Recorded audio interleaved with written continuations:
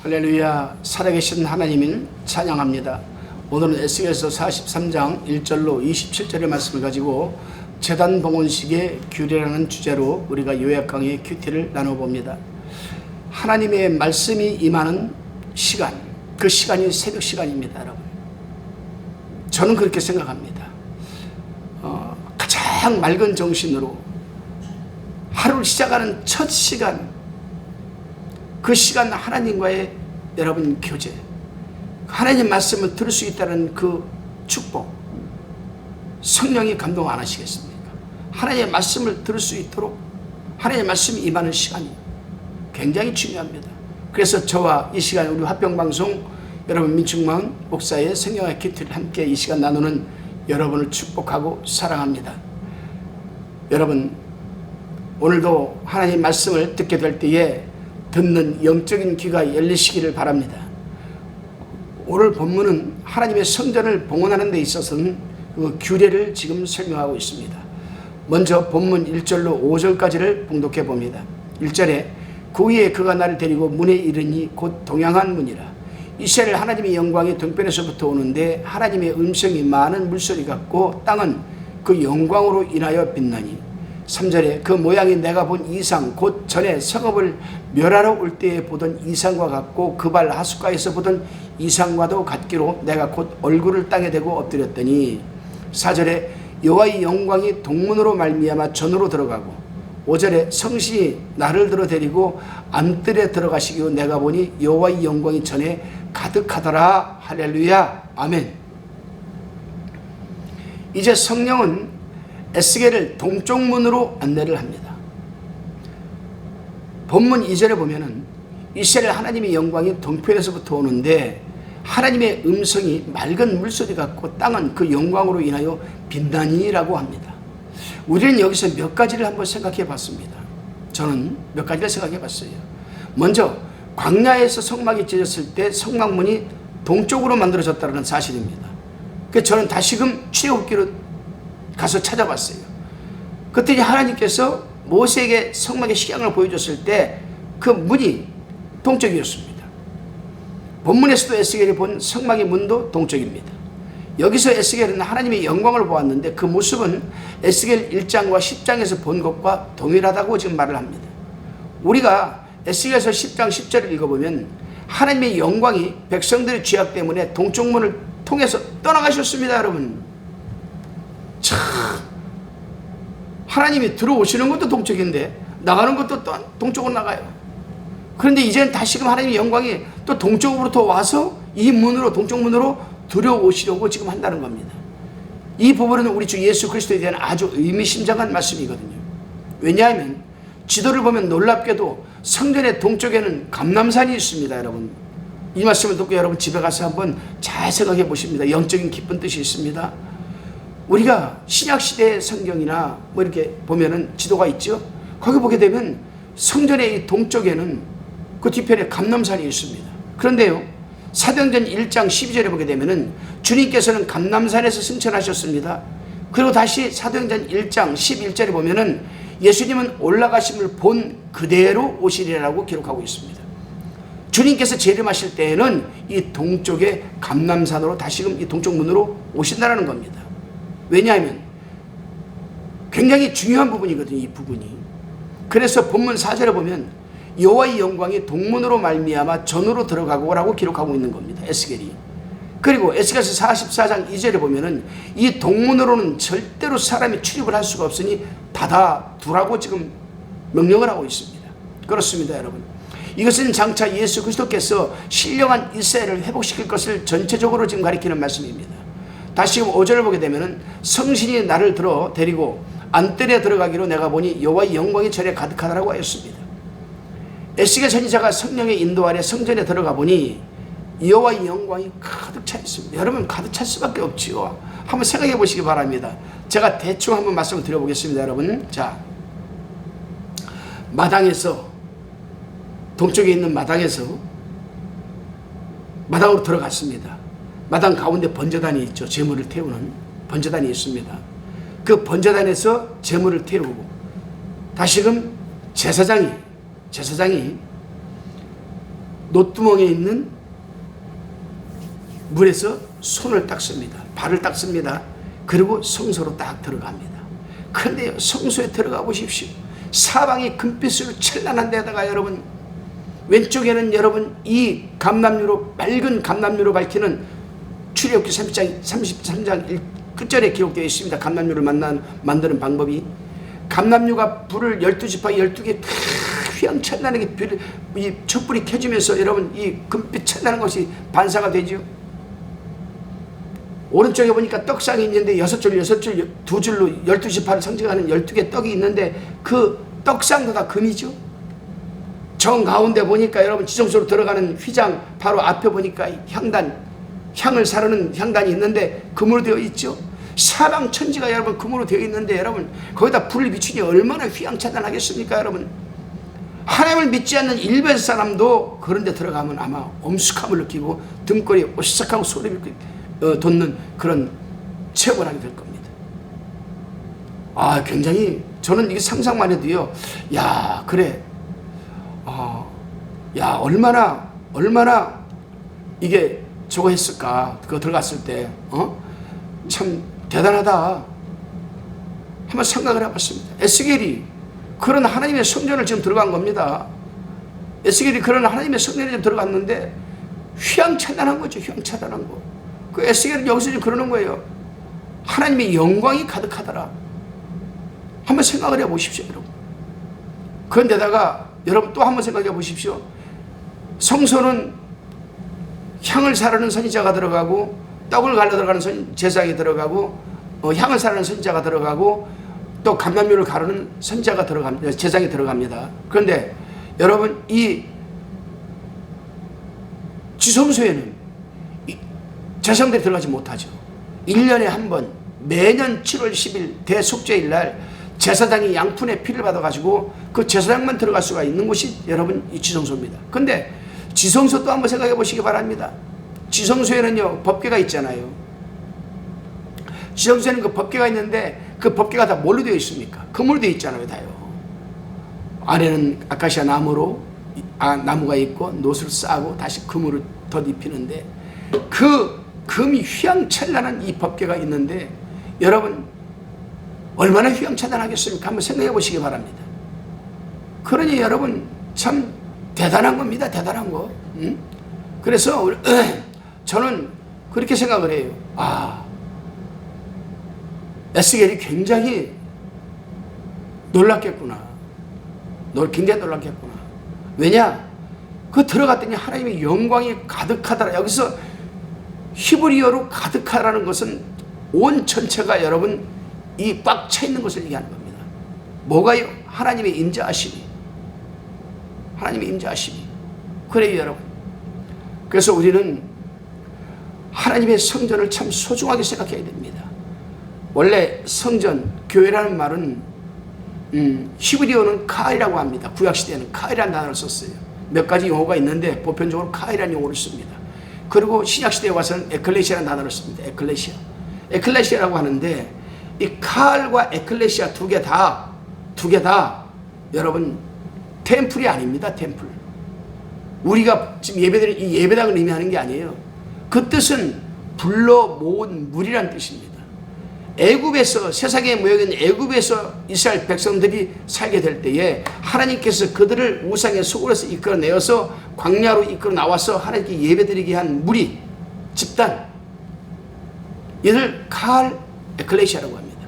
그러면 그래서 사도 바울이 너희 마음이 하나님의 성전인 것을 알지 못하느냐, 예수 그리스도를 구주로 영접하는 그 순간 여러분 성령이 우리 속에 들어와 내주하시면서 여러분 우리 마음이 성전이 세워지는 겁니다. 그 우리 마음을 여러분 맨날 술 담배나 피고 그냥 맨날 능수야 보더라고 살아가면 되겠습니까? 하나님의 성전에서 믿는 사람들이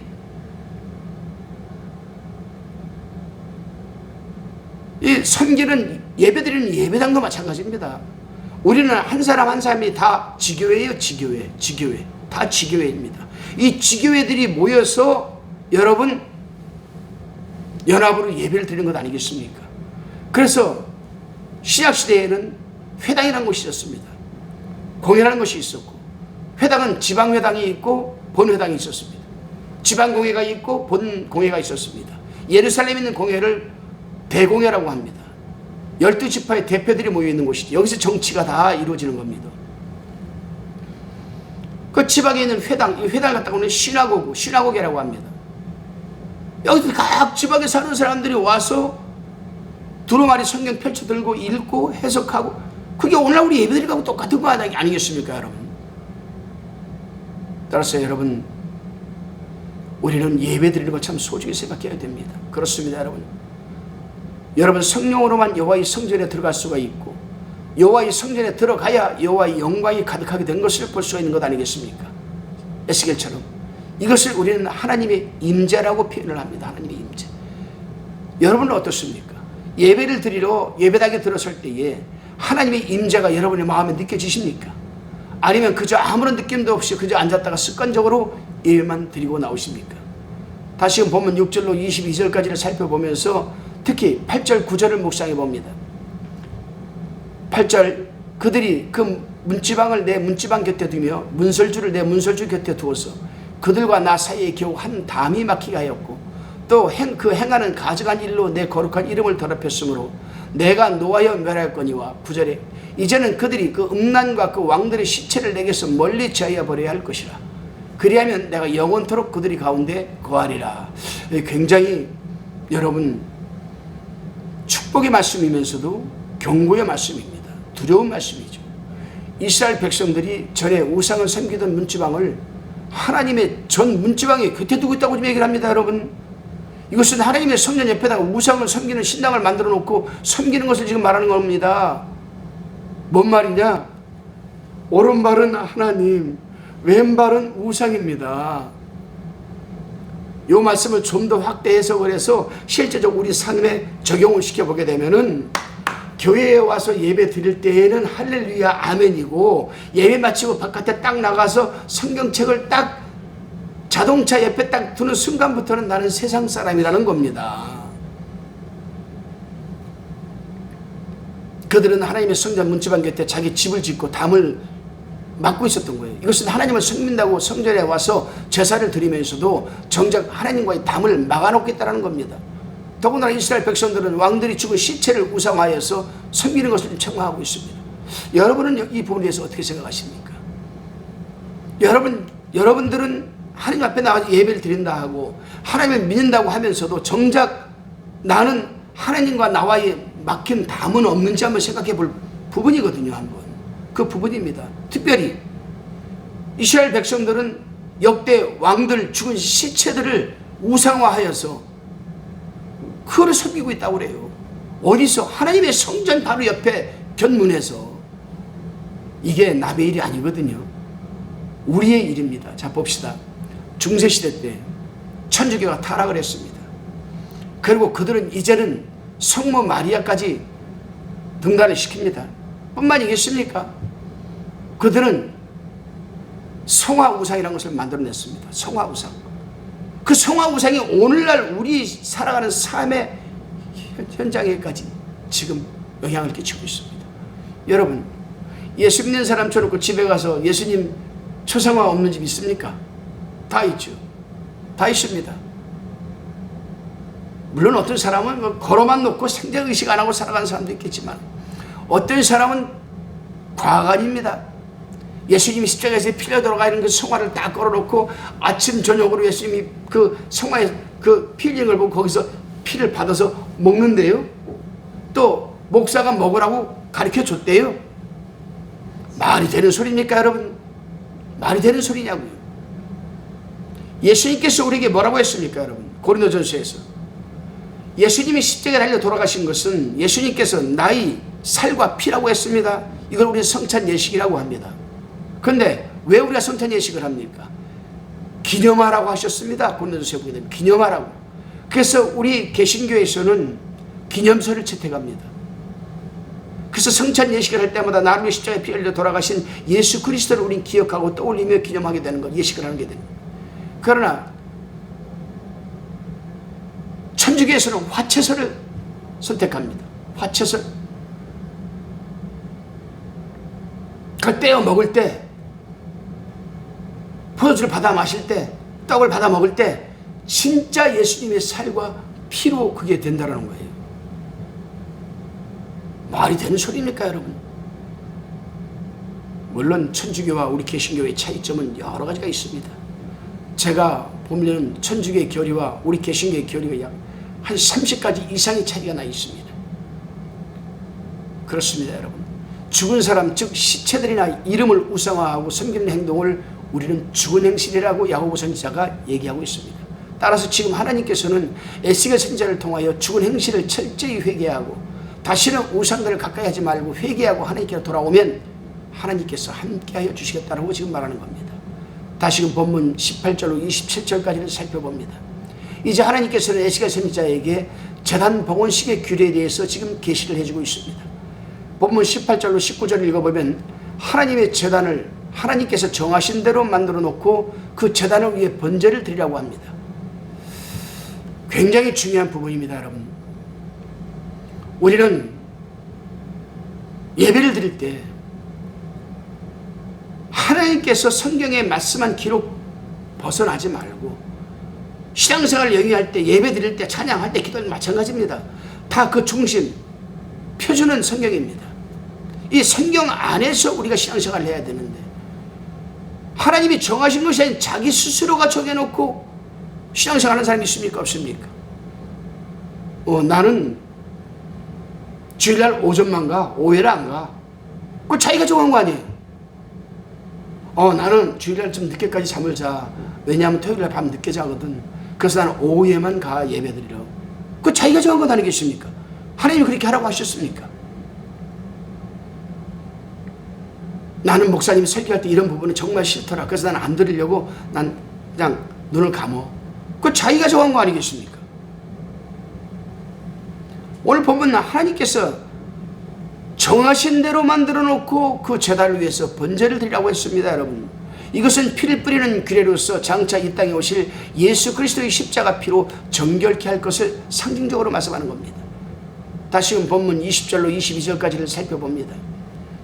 자 20절에 내가 그 피를 취하여 제단의 네 뿔과 아래측 네 모퉁이와 사면 가장자리에 발라 속죄하여 제단을 정결케 하고 21절 그 속죄제물의 수송아지를 취하여 전이 정한 처소 곧 성소 밖에서 불사를 치며 22절에 다음 날에는 흠없는 수염소 하나로 속죄제물을 삼아 드려서 그 제단을 정결케 하기를 수송아지로 정결케 함과 같이 하라 이렇게 기록하고 있습니다. 제단을 정결케 하기 위해서는 흠없는 수송아지로 속죄제를 드리라고 하였고 다음 날은 수염소로 속죄제물을 삼아 드리라고 하였습니다. 그렇습니다 여러분. 피 흘림이 없이는 사유함이 없다고 히브리서 9장 22절에서 분명히 말씀하고 있습니다. 이것은 장차 그리스도의 희생으로 십자가에 빌려 돌아가시는 그 피로 우리에게 죄사함의 은총과 구속의 은혜를 베풀어 줄 것을 지금 예언하는 것이죠. 계시하는 겁니다. 다시 본문 23절로 24절을 살펴봅니다. 이제 제단을 정결케 하기를 마친 후에는 흠없는 수송아지와 수양을 취해서 그 위에 소금을 쳐서 번제를 드리라고 하였습니다. 여기서 수송아지, 수염소, 수양은 다 예수 그리스도를 상징하는 것으로서 이것을 흠없는 예수 그리스도를 통해서 우리가 하나님께 제사를 드리고 하나님의 제단을 정결케 해야 될 것을 보여주는 겁니다. 특별히 눈에 띄는 것은 특히 소금을 쳐서라고 합니다. 소금을 쳐서. 그냥 제물 드리지 말아라. 그냥 제물 드리지 말고 거기다 소금을 쳐라. 소금을. 소금을 왜 소금을 치라고 합니까 여러분? 소금을. 이 말은 하나님의 언약은 영원히 변치 않을 것을 부패하지 않는 그런 것을 상징하는 겁니다. 이것을 우리는 하나님의 소금 언약이라고 민수기 18장 19절에서 기록하고 있습니다. 소금 언약. 여러분 오늘도 우리는 여러분의 생각이 아닌 여러분의 판단과 여러분의 기준이 아닌 하나님의 생각과 성경의 기준대로 우리는 우리에게 변하지 않는 영원히 변하지 않는 소금 언약을 하신 살아계신 하나님 그 하나님의 말씀하신 대로 신앙생활을 영위하는 하루가 되시기를 바랍니다. 기도합니다.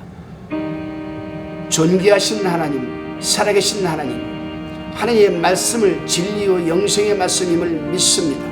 우리가 섬기는 예배당에서 예배드릴 때마다 습관적으로 예배드리지 말게 하시고 성령의 감동으로 하나님의 임재를 느끼는 예배가 되게 하옵소서. 감사드리오며 예수님의 이름으로 기도드리옵나이다. 아멘.